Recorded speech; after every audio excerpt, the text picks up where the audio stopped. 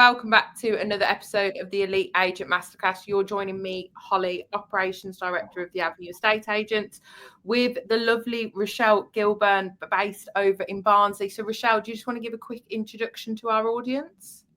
Yeah, hi Holly, thanks for having me on. So a little bit about me. I'm a bit of a serial entrepreneur. So I started out in business 5 years ago. I have a property business where I build property portfolios for other people. So primarily investors in the south of England looking to buy property in the north. And then while I was doing that, I got pretty good at using LinkedIn to find investors. So now I have a LinkedIn training business where I teach people how to get visible on LinkedIn.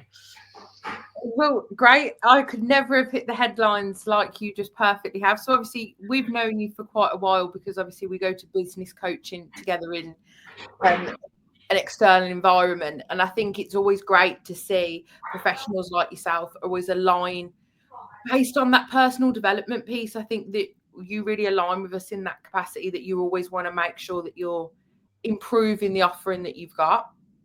Yeah, that's it. Always improving, like on the property side, like the property industry, there's a lot of people who are doing not good things, and I'm so passionate about making sure that like we find good properties, that we renovate them to a good standard, but also the person selling gets a good deal as well. So I want it to be a win-win situation for everyone, and then now I'm helping other people and showing them how they can do that too, and from an ethical place rather than from a scammy sleazy just trying to make loads of money place. Yeah, I think that's a headline word out of that topic, isn't it? It's the ethical piece. Well, I mean, when I think LinkedIn, Rochelle, I always think of you. So I think a burning question that I had for you is kind of what first motivated you to start building that visibility out on LinkedIn, and how did you approach that versus other platforms? So when I first started in property, I did a property course, and I actually had no experience in property at all. Like, this was my first toe into property, but what I did have was a background in marketing. So I'd never really used LinkedIn apart from as like an online CV, but I'd built up a Facebook page for the stadium that I worked at for like 10 years. So I've got a lot of experience doing that sort of thing, email marketing, updating websites. So I knew that marketing worked, and I knew how to use social media. But when I was thinking about what I knew about Facebook and how you attract people and how you'd find people who had money, I just couldn't figure out how I'd narrow it down so I could find these people. Whereas on LinkedIn, like, one of my favorite things about it is that you can connect with people based on their location. So for me, my ideal clients live in the south of England, so I'm connecting with people in London and Essex and Kent, so I can actually search that term, like that location, and then you can connect with people based on their job titles. So a lot of the time in marketing, it's a lot of making assumptions about people, going, right, okay, people have got this job title. If they're a director of a company, if they're in a certain industry, they're more likely to have the money to potentially invest in property. So it was just much easier to like narrow down on that target audience on LinkedIn. So that was where I thought, right, I'm just going to put all my effort into there and see how it goes. Well, I love what you've just pulled on there, which is something that's very common, I think, in self-employed estate agency terms, and it's the ideal client, because the agents transitioning from employed to self-employed, they inevitably want to attract a particular type of client in a particular type of location to, be hyper local in their postcodes. So to use LinkedIn on that capacity then for agents to attract their ideal client is a great alignment with how you use it in your business. Because I think it's so interesting, isn't it? Because you can really be talking on other platforms. You can have 10 to 15,000 followers, for example, on Instagram, but you've got no way then to whittle down whether they're actually in your audience and target area, because you want to obviously target on that basis, I'm presuming. That's it. You might have 10,000 people who are in America, and as an estate agent, you're never going to do business for those people unless they happen to own a property in your location in England. But like I'm essentially, like, in business terms, I'm registered as an estate agent, but I'm working for the buyer rather than the seller. So there's a lot of similarities and overlaps, and I think it's a great platform for estate agents to be on, and not enough of them are using it properly. Oh, definitely. And I think, social media is a great outlet for people to get across their personal brand and their business, which I think consuming your content, I think you do really well. I feel like I get to know you and what your business does and how you solve problems for your clients, but also who Rochelle is behind the brand and the business. So what is your advice for people mixing in that content? Because sometimes there is a hesitance about them showing the personal piece, but what advice would you have? I think it's so important. It's like it's been one of the things that's worked so well for me, because what's the difference between me and any other person with the exact same business as me? It's like it's me, the person behind it. It's the person that sets each business apart. And people don't want to consume business content. So the business content that you put out is never going to reach as many people as the personal posts. So it's important to mix up that balance. So I'll share things about, like, I've got my 2 children, like the Easter holidays. So when I were out and about taking them on trips, I do a post about that. I'll talk about I started doing kickboxing during lockdown, so that's been a big thing that I posted, saying, I'm off to my martial arts class, and people would ask me, what martial arts do you do? My children do Thai boxing, or I did Taekwondo as a kid. And it just gets people like excited, and they feel like they know you that little bit more, then that starts to build the trust with them, and then they're much more likely to think of you when they're thinking, I want to buy a property or I want to sell a property. They're going to think of us instead of that other person who's just been posting business posts. Yeah, and I think that's really huge, because I think what you said there about people don't want to consume the business content is something that we all selfishly forget as business owners, who are obviously very passionate about our own individual business, but no one's going to be as passionate as we are about it. So I think it's kind of understanding what will strike a chord with your ideal clients to kind of draw them in. Yeah, that's it. So I do an approach where I'll put posts out that attract new people into my audience. So these are the posts that they might be a bit more fun, light-hearted. Sometimes they're a bit more serious, but they're explaining like why I do what I do and those side of things. And those posts get more people liking and commenting, and they're more likely to visit my profile and have a look at what it is that I do. And then once they've connected with me and they start seeing other bits of content, I'll be sharing more like property posts, giving them tips, giving them value, like educating them and showing them why property would be a good investment for them. And then at the bottom, I've got like the sales posts, which never reach as many people. They never get as much engagement, but they're the ones that are important for getting people to actually message you and say, I'm really interested in what you do. Like, how do I get involved? So it's having that balance of all those 3 different types of posts to make sure that you're getting new people into your audience and you're not boring people either. Yeah, because I think everyone is like chronically terrified of that, aren't we? We were terrified of turning the audience off. I think there's 2 things in there that I wanted to touch on what you said. You was talking about, you obviously shared your why with your audience. For people that maybe be hesitant about letting their audience in on a more of a personal brand and their drive and reason behind their business, what impact has that had with your audience becoming closer to you, would you say? I think people want to, especially like with property and especially my business, like people are paying me a lot of money. They're putting a lot of trust in me. A lot of my clients never even view the properties that they're buying. So everything is on me. So I really need to build that trust with them, and they need to see like that deeper level of why I'm doing what I'm doing and know that I'm not just out to make money. I'm building a reputation. So there's a lot more things that are important to me than just like taking some money and not delivering on what I've said I'm going to do. And the type of people that come into your life when you start sharing why you're doing what you're doing and you're sharing your values are people that match. So they want similar things to you, and they support you, and they believe in you. So they're much more than likely to want to work with you.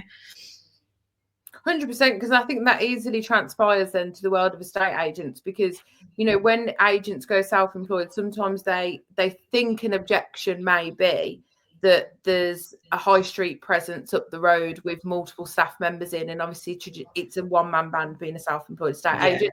So I think that's something really big to take away for agents listening. that they do really want to know why you've made that leap to being a business owner.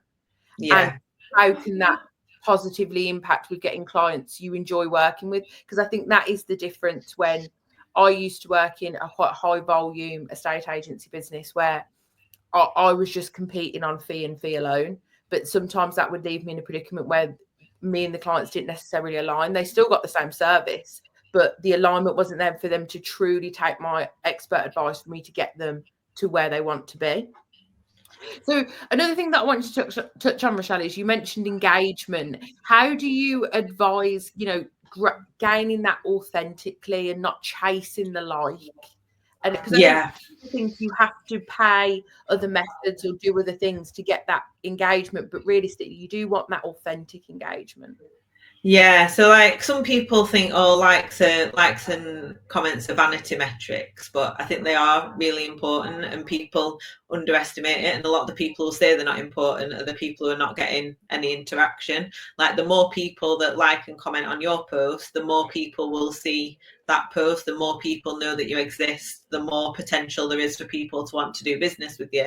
So I'm really big at, like, the more visible you are, the easier it is to do business. So some of the things I do to, like, help get more engagement, obviously, like, having really good content that entertains people. So I always think, like, when I'm scrolling through Facebook or LinkedIn or Instagram, what is it that captures my attention, and how can I replicate that? Like, you need to capture people's attention in such a, like, split second, because there's just so much on there. And on LinkedIn, it's actually so much easier to do that, because there is a lot of boring stuff, whereas on Facebook and Instagram, you're competing with a lot of more entertaining, exciting things, whereas LinkedIn can be quite boring. So it's how can you hook people's attention with, like, the first line of your post, a really strong, I'd say a really strong image, actually. Just like, I use selfies, so an eye-catching selfie that's going to stop people from scrolling and want to read more. Another thing that a lot of people forget, they concentrate solely on connecting with potential clients. And actually, I found most of my clients don't engage with my content. The first time I'll know that they're interested in what it is that I do is when they message me to say that they want to have a chat. So usually they're quite, like, they'll hide in the background. I call them lurkers. And my partner's like this, actually. He's a lurker in all ways. So he'll be scrolling through Instagram and he'll watch a video that he seems to be really interested in, but he won't like it and he won't comment on it. He won't let anyone know that he's actually interested in it. So what you need to do is fill your LinkedIn with people who are engagers, people who are actively liking other people's stuff and commenting on stuff, because that's going to help promote your work. So, like, one of the ways that I find people engage is simply by looking at other people's posts and going, who's commenting, who's liking, who's actively using LinkedIn, and connecting with those people. Yeah, and I think that it's then what to take away from that is you need those people driving engagement on your LinkedIn profile to show it to more potential lurkers that will then eventually transact with you and move towards you in a different way. But first step is you need to get those people to see your content from jump, don't you? Okay, that's really interesting, because I think I'm just taking it back into, like, personal life now, like how I then interact with things on social media. I can have things like in my radar that I'm going to purchase or act on or, attend, but I'm not necessarily taking those other actions that we're obviously talking about. So that's really interesting takeaway. Yeah. It's like, you're not going to tell them yet. I'm interested, but I don't want you to know I'm interested until I'm really, really interested. And especially, it's the playing hard to get, I suppose. Yeah, that's it. And in the world, the way that marketing is today, you know that a lot of the time when you signal that you're interested to someone, they are likely to message you and start having a conversation with you. So, like, I did it at the weekend. I'm looking for a new car and I filled in a form on a website. And this morning, 9 o'clock on the dot, I'm getting phone calls. They've sent me a message. They've sent me an email. So I know that I'm pretty sure I want that car. But if I weren't pretty sure, I wouldn't have filled in the form, because I knew that was going to happen. So you almost hold back and wait and go, right, when I'm ready, I'm going to fill that form in, because they're going to start getting in contact with me. Yeah, there is definitely the hesitance about leaving the contact details in it, because we do know what's coming now in today's age. If you're in the social media and marketing space a lot, potentially if you haven't had that exposure before, you're still a little bit surprised. But I think we are all hesitant with the information now. So yeah. if someone was to approach you and say, look, I've never touched LinkedIn beyond setting up a profile and not a photo. Say for an estate agent who was looking to grow their business, wanted to spend about 15 minutes a day on LinkedIn, what would you recommend that they should be doing? So one of the good ways to build up traction, I think there's a few things you should do, like go on there and connect with 15 people a day. So in my first year, I grew my connections from 250 people to 15,000.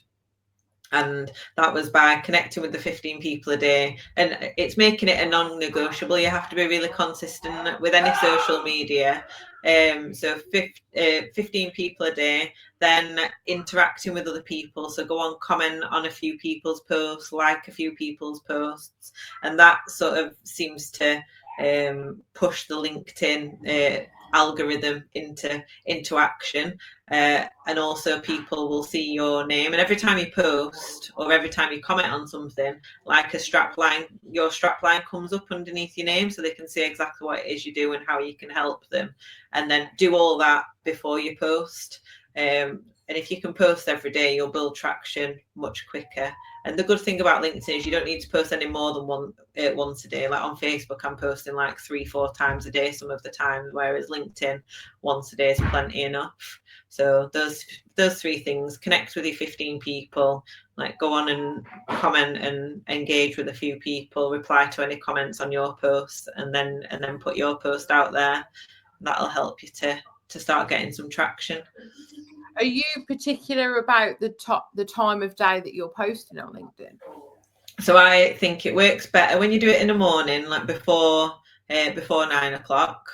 But at the same time, I'm a big believer it's better to post at any time than not post at all. So in that first year, and I made the commitment to myself to post every single day, no matter what, sometimes I'd get in bed and I'd be like, oh no, it's 10 o'clock and I've not posted on LinkedIn. So I'd just put something out there.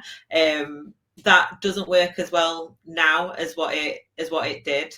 So I'd be like, if you can't commit to that morning post, think about when are you active on LinkedIn? When are other people likely to be on LinkedIn? So I think it's the type of thing that people go on just before they go for lunch. They might go and check it, or they might even check it in the lunch break. They might check it just after they get back from lunch. So if you've not posted before 9, you might think, well, I'll post between like 12 and 1:30, something like that, when people are having the lunch, or towards the end of the day at like 4:30 when people are starting to wind down to go home. So it's just thinking when are people likely to be active. And actually weekends work really well, which a lot of people tend to be surprised at, but not a lot of people create content on the weekend for LinkedIn, but people are still actively on there. So LinkedIn's looking to, it's not got as much content to put out there, so you're much more likely to get seen by people.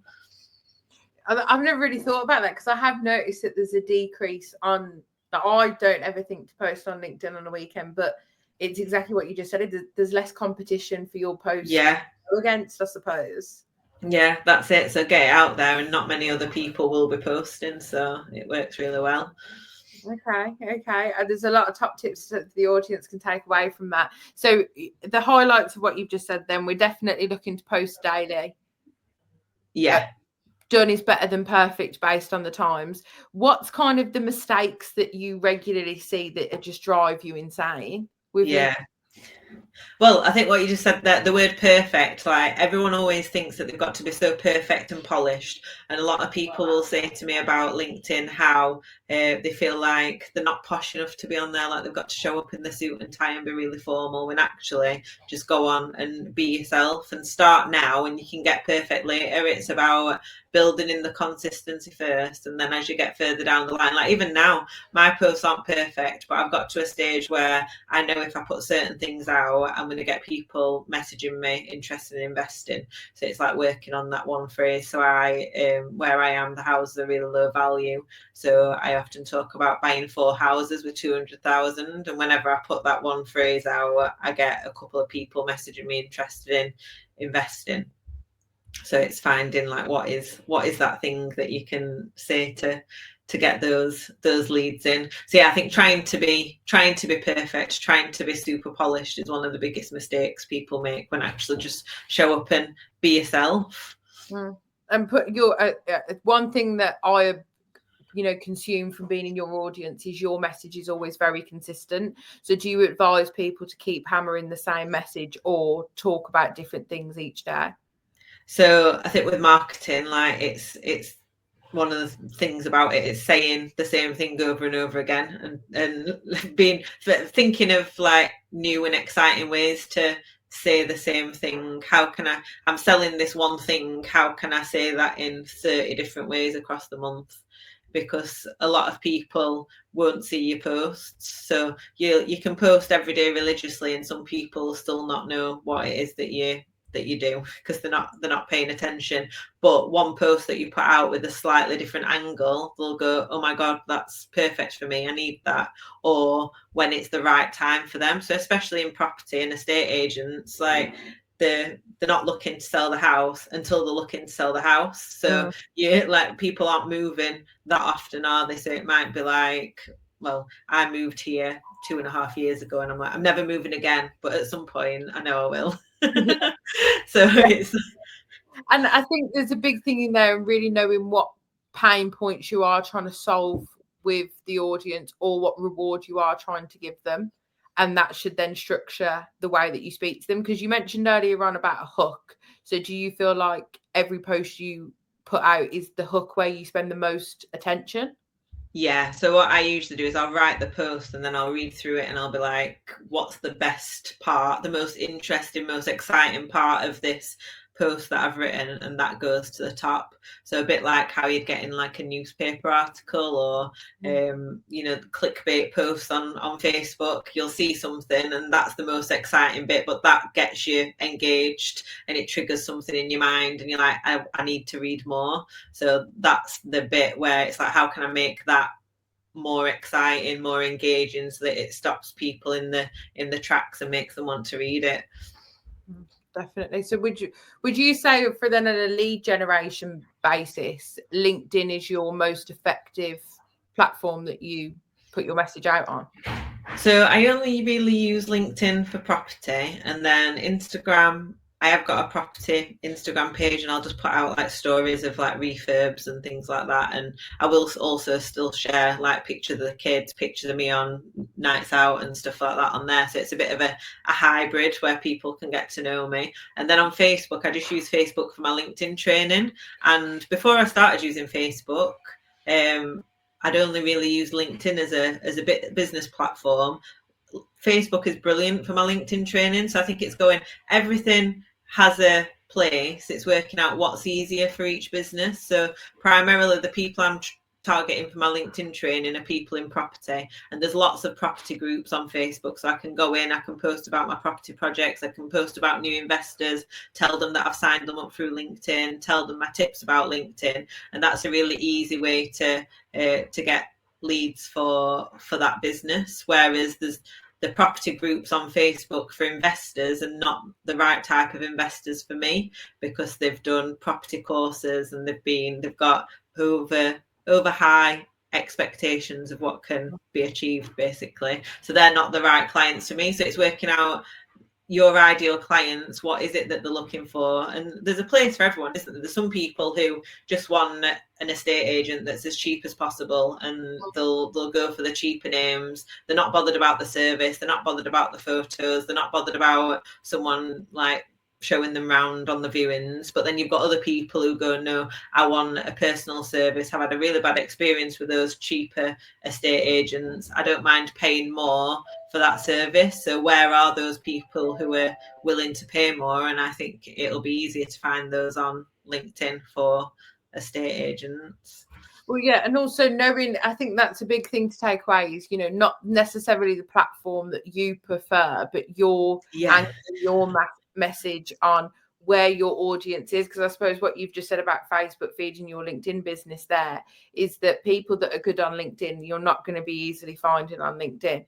Yeah, that's it. And I think my LinkedIn business could do really well on LinkedIn, but what I really like about my LinkedIn business is that I am actively using it for a separate business and it's working for me. I think it's easy to make LinkedIn training on LinkedIn work, but I need that platform for my property business. But yeah, the Facebook is a lot more fun. I much prefer hanging out on Facebook, but I compare it to like Facebook is like a party where you go and see your friends and you'd find out what they're up to, whereas LinkedIn is more like a networking event. So it's thinking about what do you want. It's not necessarily about being on the most fun platform. It's about getting the most business and the right clients for that business.